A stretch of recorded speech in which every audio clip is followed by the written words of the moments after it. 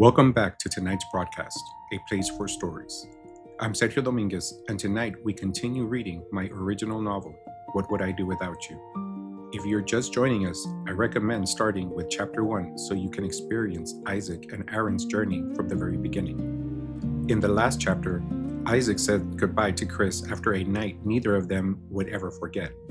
As one friendship found a new beginning, another chapter quietly came to an end. But life doesn't stop moving. Sometimes, just when we think things are finally settling down, life asks us to take another step forward. Let's continue the journey. This is What Would I Do Without You, Chapter 11. Later that evening, I went back to Chris's house. As I put the car in park, Aaron came to mind. I called him one more time before leaving the house, but still no answer. I wonder where he could be. Is he upset Chris was in my car the other day? Mijo, I'm glad you're back. Mr. Rodriguez startled me. I hadn't seen him smoking a cigarette in the dark. Oh my gosh, you scared me. Do you need some help with those bags? I replied, noticing some groceries at his feet. No, I got it. Chris told me you were coming over and I wanted to make sure we had some food in the house in case you guys got hungry later. Let's go in. Chris should be in his room, he said as he put out the butt of his cigarette. You in here, Chris? I asked as I knocked on the door before opening it. I found him lying on his bed, his eyes still a little swollen and red. Sitting on the corner of the bed, I asked, Are you okay? I spoke to my dad earlier today. I was sitting at the kitchen table thinking about my mother. I envisioned her as she moved around the kitchen preparing food for us, Chris said as a slight smile appeared on his face. I loved hanging out with her while she cooked dinner. It was one of my favorite things to do. We talked so much, and at times, she would laugh at the dumb things I'd say. I would do anything to hear her giggle again, Chris continued as the smile faded away. I was really hoping you would come back, he said, making me believe that he had doubted my return. I told you I would come back. I'm not leaving you alone at a time like this, I said, trying to reassure him. What did you and your father talk about? I asked. He has been checking in on me throughout the day.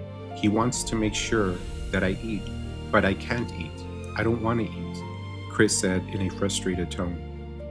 He just wants to make sure you're okay. Don't be frustrated with him. I'm not. I'm frustrated with myself, he answered as he sat up. Why do you say that? I asked. The relationship I had with my mother was like no other. She was the best and the only one who made me feel important and special, Chris explained. I sat there listening and I couldn't help but wonder how much of a struggle Chris had these past few years. I'm annoyed with myself because I realized the mistakes I made, Chris said as tears fell from his eyes. Kissing you last night was something that I didn't plan to do, but at the same time, it felt right and comfortable. I understood who I was after that kiss, and I accept it. It's who I am, and I'm okay with it now, Chris said as he looked at me. Isaac, she is gone, and she will never know that part of me. And I know for sure that she would have accepted me. I didn't want to make that same mistake again. The relationship between me and my father is okay, but I want to make it better. I don't want to keep secrets from him the way I kept them from my mother. I sat there listening and wanting to interrupt him with words like, That's because you are important, or That's a good idea, or I agree. I think you should have a better relationship with your father.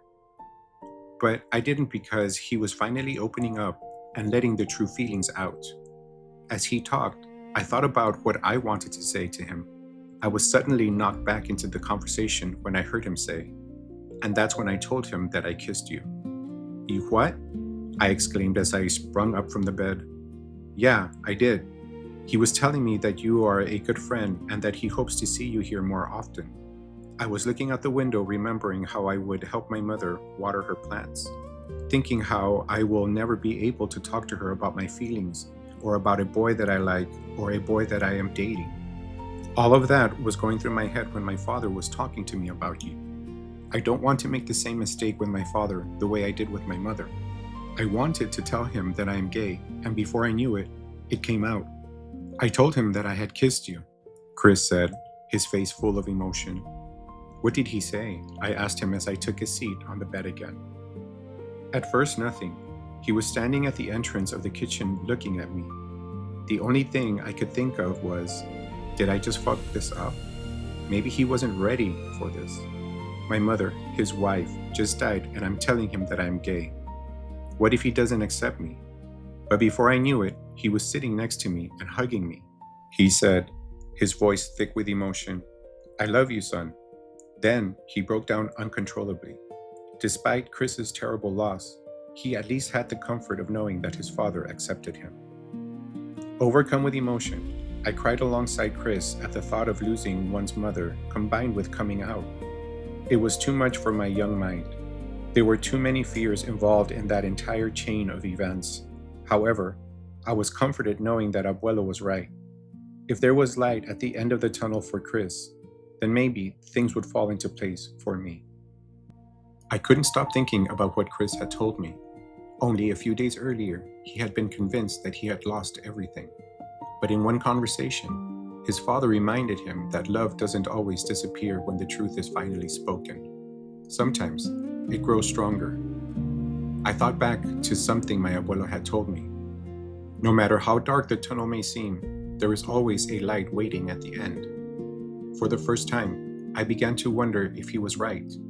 If there could be a light waiting for Chris, maybe, just maybe, there could be one waiting for me too. I wasn't there yet. I still had questions. I still had fears. But for the first time, hope didn't seem so impossible. We'll continue Isaac's journey in chapter 12. Thank you for listening to What Would I Do Without You? If you have been enjoying Isaac and Aaron's story, please consider liking this video, subscribing to the channel, and sharing it with someone who enjoys heartfelt, coming-of-age fiction. I'm Sergio Dominguez, and this has been tonight's broadcast, A Place for Stories. And remember, even in the darkest moments, there's always hope. Until next time.